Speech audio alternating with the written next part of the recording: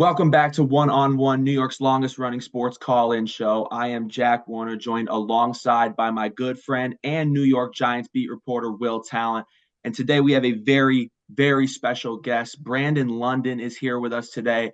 Brandon is a television and digital host for the New York Post on SNY, as well as a former NFL and CFL wide receiver. He is a Super Bowl and Grey Cup champion, a feat that not too many can say.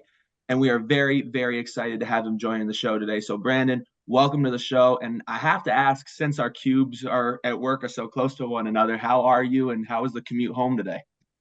I mean, the commute was cool, man. Take the E train. A lot of characters on that, especially since we're over SNY Studios over by the Oculus. So a lot of like foreign people come in. You hear different like dialects and people, just kind of being tourists and stuff. So that's cool to people watch, on the train and stuff. But yeah, thanks for having me on. Ready to talk some Giants football. Cubicles right there, man. You've done a good job with the internship.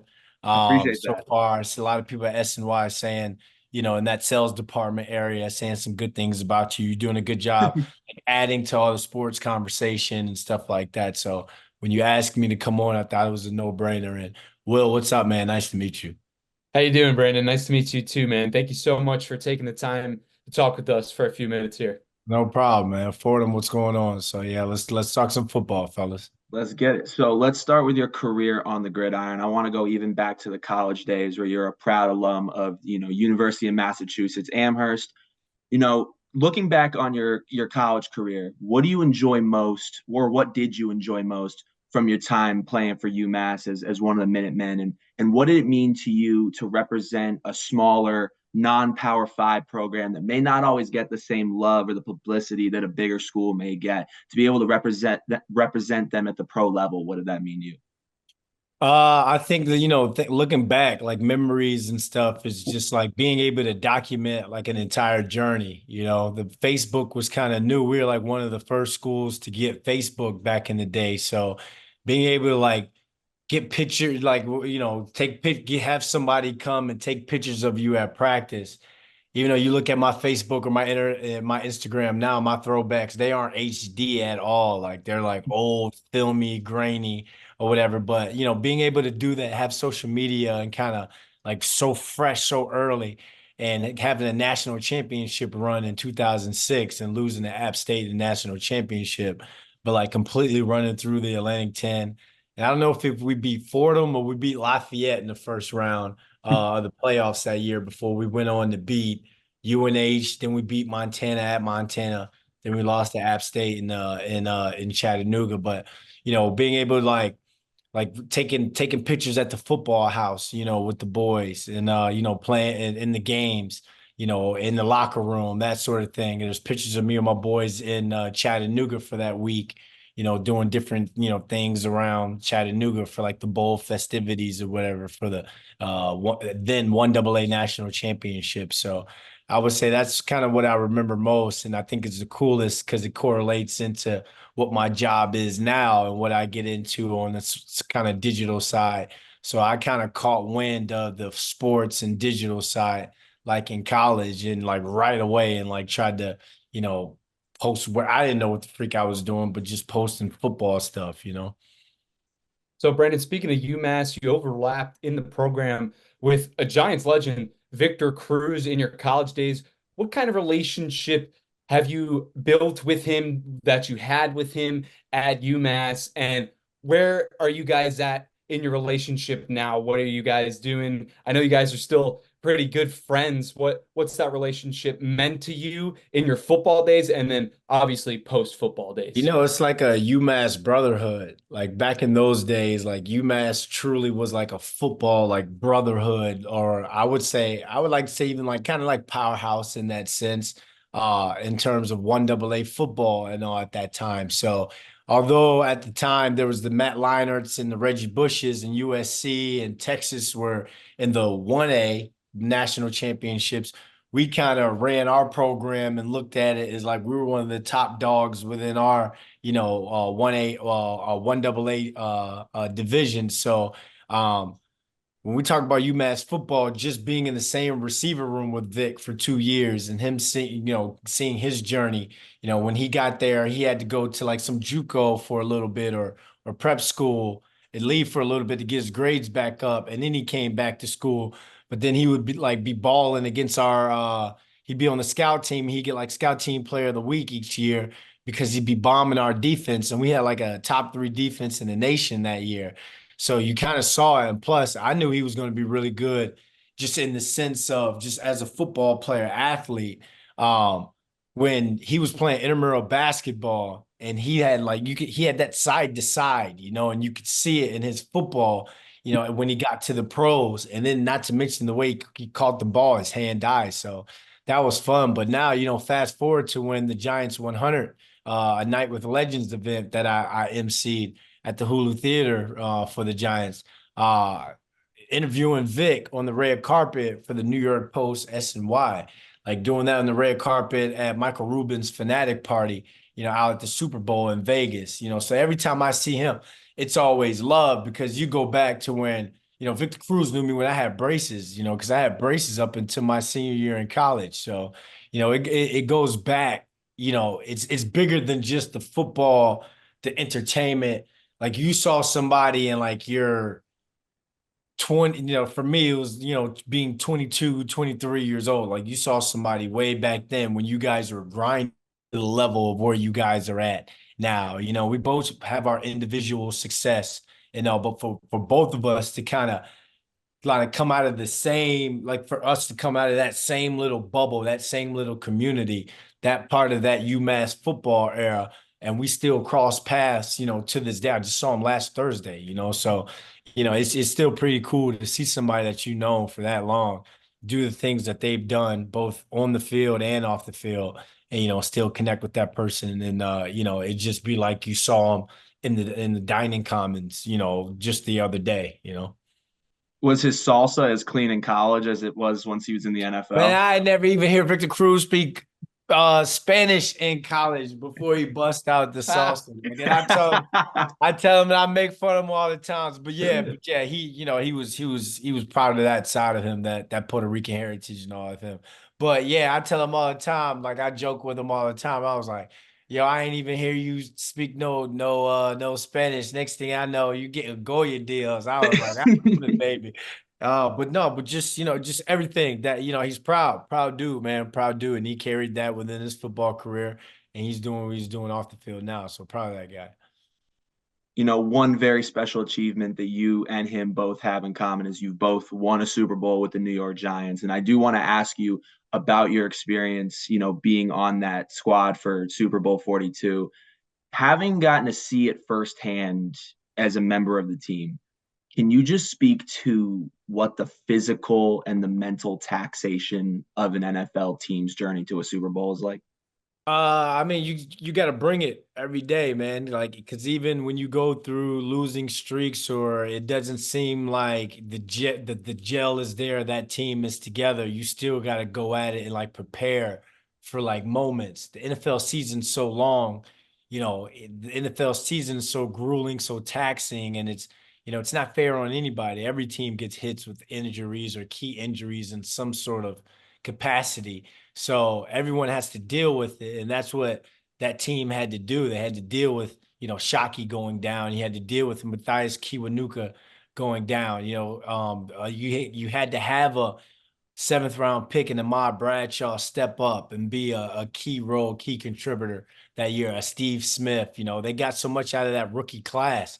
And I'm proud to be an undrafted free agent in that class and all because it was just every guy within that, even Craig Dahl, Michael Matthews, those are two underdrafted guys who contributed and played. Jeff Pope, a lot of those guys, man. So Michael Johnson, all Kevin Boss, like that whole Zach Diassi, like my whole class, all those guys. And from day one, from that rookie camp when we all came in to the old Meadowlands Stadium, the old Giant Stadium, because that's where the facility was at that time.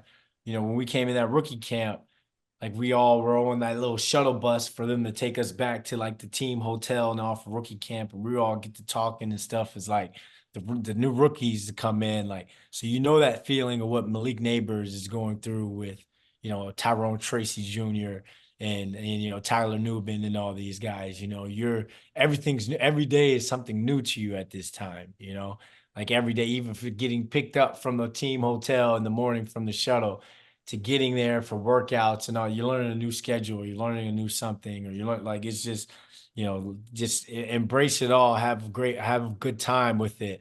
And then when it comes time to contribute and really get in there and like really lock in and do what you're supposed to do, all it takes is one play here in New York, man. And it's like, your name's on the list, your name's on the list as somebody to check out. I mean, to check out in terms of like I got to keep an eye on this person. And you mentioned just having that one play. This guy had a few good plays, but this one was really one of the more iconic moments in the franchise's history. Now, given that you had a front row view of the David Tyree catch, can you just walk us through what was going through your mind when you saw that as a fellow wide receiver, the pure athleticism and just the focus to make that catch and then go on to win that Super Bowl? Can you just walk us through that specific moment in that game? We know it's just about being in the moment. You remember Asante Samuel dropped a pick like right before that. Right before Hmm. that play that kind of could have sealed the Super Bowl. So the fact that David Tyree at that moment just went up, hand out, hand eye, and then you got to have some God on your side, and then that was DT's moment. You look at what he kind of did or embodied for the team. At core special teamer, get in on the heavy personnels to be that run blocking, like the heavy run blocking wide receiver. And he ended up scoring a touchdown that game too, or a 2-point conversion or something. I forget, but yeah, David Tyree, man, it was big for that moment, man. That moment was huge, and just being able to see it, crowd reaction, and then you're looking like trying to see the refs sort it out, and you're like, did he catch? You're just talking to everybody else. I'm going, yeah, the same thing you're thinking at home, I'm thinking there. So you're just looking at, did he catch it? And when they say like, yeah, he caught it, it's like, dang, man, like that's a, you feel it's a moment of like, wow, that's the biggest play. And then look, you go down, score, and history's made. Kind of zooming out from the Giants specifically, just in the grand course of your whole time in the NFL, you had some time with the Steelers, you had some time with the Dolphins. So when you look, across your career as a whole, could you just talk about what you learned from playing under some of the NFL's most prolific coaches of the past few decades in Tom Coughlin and Mike Tomlin? Well, I mean, structure, discipline, and like down in Miami, Tony Sperano, but Bill Parcells was like the assistant GM at the time, or like consulting and all at the time. So you deal with a lot of coaches that know how to run organizations or teams per se, winning teams. You deal with guys like, and I'm a football coach's son, so that's, I respond well to like that type of structure and all, because that's what I was brought up on. So you see guys like Troy Polamalu, you see guys like Ted Ginn Jr., Joey Porter, Michael Strahan, and all respecting their coaches, calling coaches sir and coach and all. Like it's I come from I was like a new old school in that sense, because that's when the game kind of started changing and all around my my rookie year. Coach Coughlin was kind of they said Coach Coughlin was kind of like lighter on the play, like better, was more of a player's coach in the sense of taking care of their bodies and not banging like all throughout, the week or the season and all. We were in the hockey pads as opposed to wearing the shoulder pads and all in practice to kind of take off, because a lot of guys were hurt. Blacks was hurt. Strahan went through some stuff. Guys were banged up and all. So you gotta, him being able to listen to Strahan, Sean O'Hara, um, Eli, listening to his leadership. That's big. That's championship winning. That's a championship like method from a coach. Being able to listen to your players and Now, I'm sorry, you had something else, Brandon? That's all good. And I was just gonna say and adjusting, but yeah, go ahead. Oh, speaking of Coach Soprano there, want to ask about your relationship with Coach Soprano. Sperano, I'm sorry, I keep pronouncing it wrong, but your relationship with Coach Sperano and what the belief he had in you in giving you your first in-game reps in the NFL. Did that carry any extra weight in that relationship you were able to build with him as you look back over the course of your career? Yeah, because it's like that the Giants were gonna put me back on the practice squad, and the Dolphins had called and said told my agent that they were going to like sign me, claim me off waivers. So when the Giants, you got to cut me. So I got cut at the end of that training camp, but I had a strong preseason in training camp in my second year. I think I had like 9 catches in the preseason that or 7 and 9, something like that in the preseason. But uh and then I had like strong showings, like the New York Post was like writing articles on me and stuff from my camp practices up in Albany. That was back, that's how far I go back. My camp practices were in Albany, bro. So uh yeah, so it's like, the Dolphins caught wind and Parcells having the pull that he had here. He probably someone within the organization probably, told him like, hey, I got a guy for you. So I went down there and you got to make those plays in practice. We had Chad Pennington as our quarterback down there. We had that wildcat situation. So we didn't throw the ball as much. So I had to show that I could be like that taller possession, Keyshawn Johnson type, receiver that'll go down and block, and I would it be in on those heavy packages and stuff. And I ended up getting, being able to dress just for the fact that I play special teams and then kind of being like that heavy personnel receiver. And it was blossoming into getting a little bit more reps and like more open formations and stuff like that. In the playoff game, when we lost to the Ravens in the first round, divisional round of the playoffs, I had 4 catches that game, 441, I believe. And that we only dressed 3 receivers because we weren't gonna, play. We were doing like a bunch of wildcat formation stuff and all back in the day. But to be one of 3 receivers to dress for a playoff game and then get 4 catches in it, like it was like I felt like I was going to break out. But then the next year I didn't make the team with the Dolphins, and then I didn't make the team with the Steelers, so I went up to Canada and was just like, I'm gonna just go play up there so I can get my fix of football glory.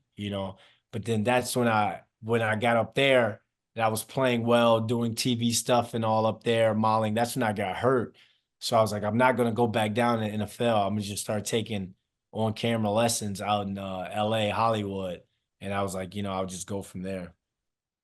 That actually serves as a perfect bridge into what I was going to ask you about next, just kind of diving in a little bit to your media career and SNY and such.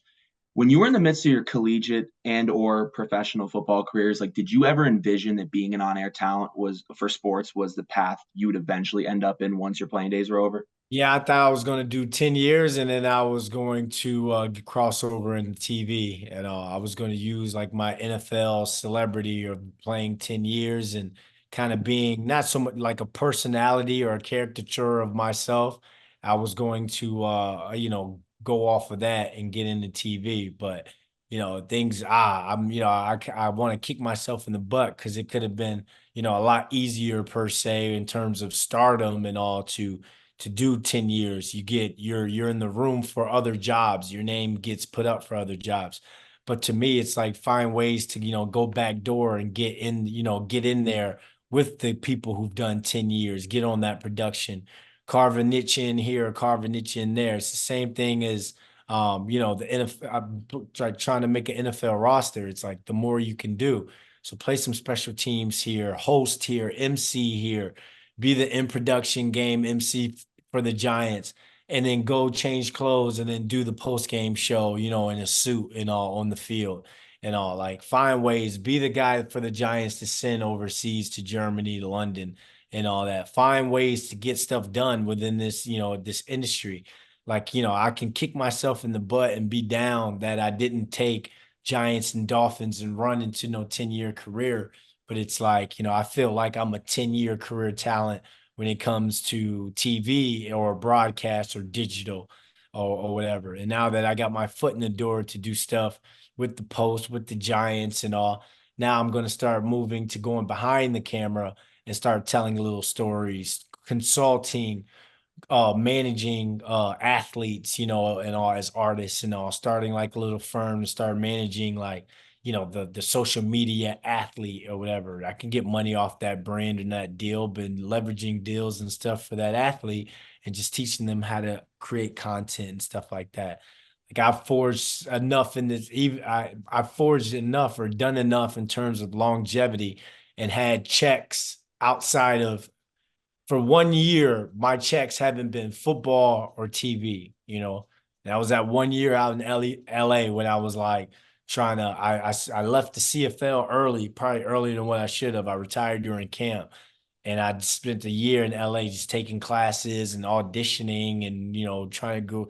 Michael Strahan had me on set for Fox Sports, to meet people and all that stuff, shaking and baking out in LA, shaking hands full time. And I booked the Giants thing out of there. So, it's just one of those things where it's like, my experiences with the Giants, they gave me my first start in 2016 for TV. I started doing like their lifestyle stuff, fan stuff, and all back then.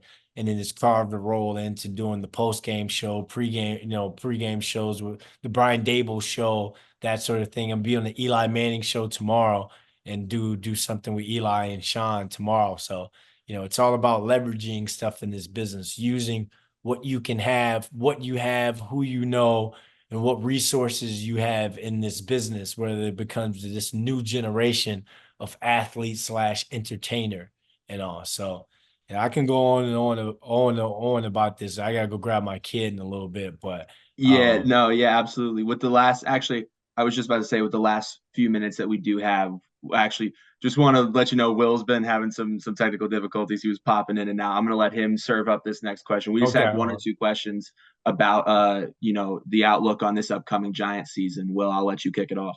Will, Yeah, you gotta get off that Starbucks Wi-Fi, man.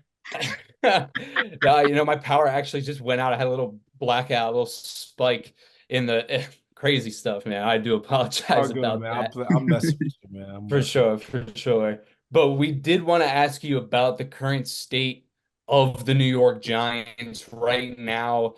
Definitely looks like a defensive approach for this season, losing Saquon Barkley, but still drafting Malik Neighbors for an offensive weapon for Daniel Jones. But definitely the big move of the offseason was trading for, then extending Brian Burns. So you have Burns solidifying that front four, the linebacking core of this defense with Bobby Okereke in year number 2, looking pretty solid. The secondary is where we have some questions with the subtractions of Adoree Jackson and Xavier McKinney.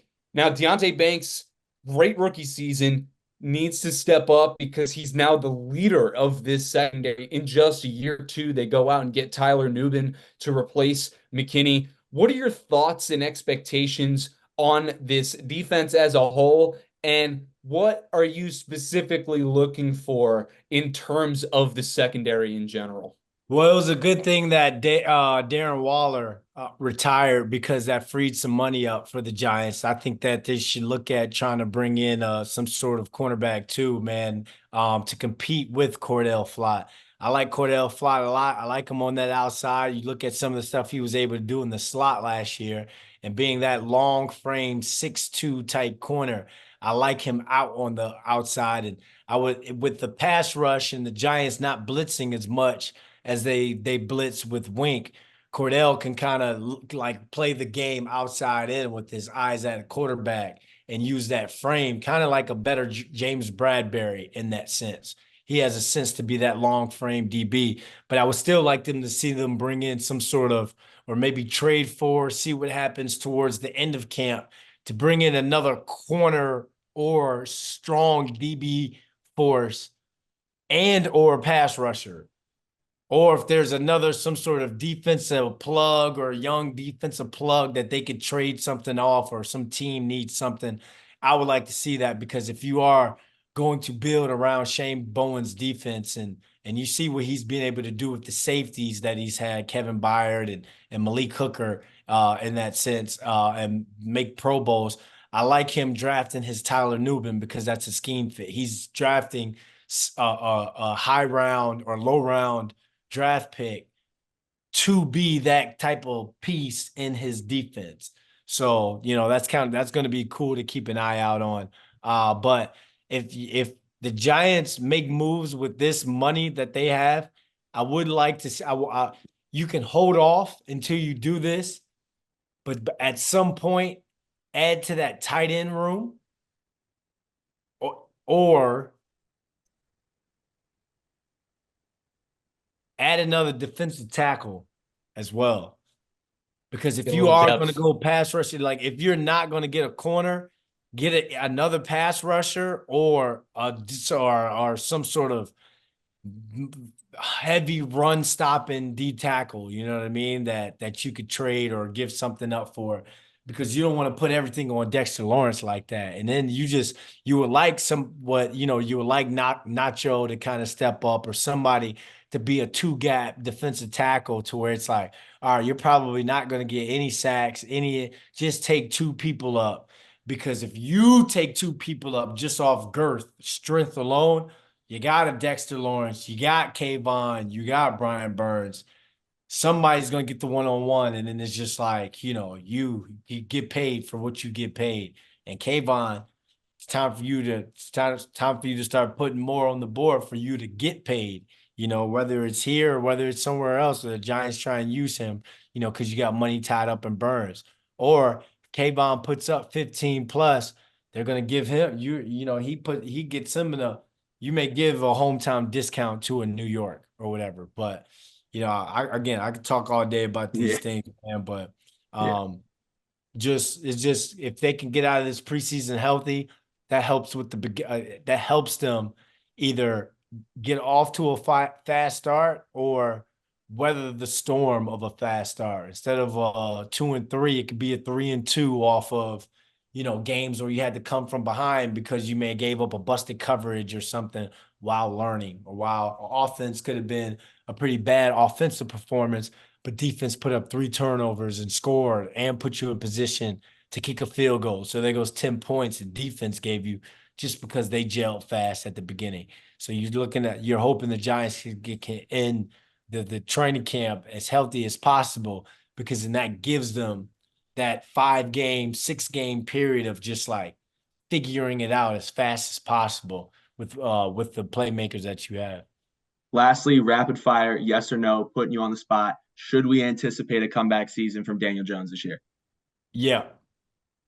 Yeah. I mean, I don't see why not. You got, hopefully, again, it's all you got to wait and see with the Giants. That's just what it is. There's no definitive, yeah, Daniel Jones is going to ball out, be a great Right. 4,000-yard passer.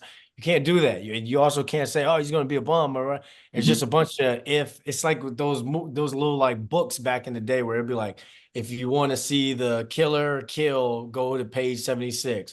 If Mhm. you want to see season, go to page 72.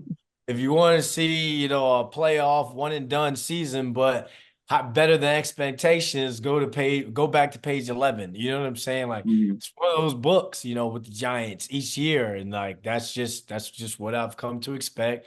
And enjoy it all, because I'm still having fun doing everything that I do with the organization and the New York Post while it's all going down. Every season, is going to be different, but I can't wait for the season to come.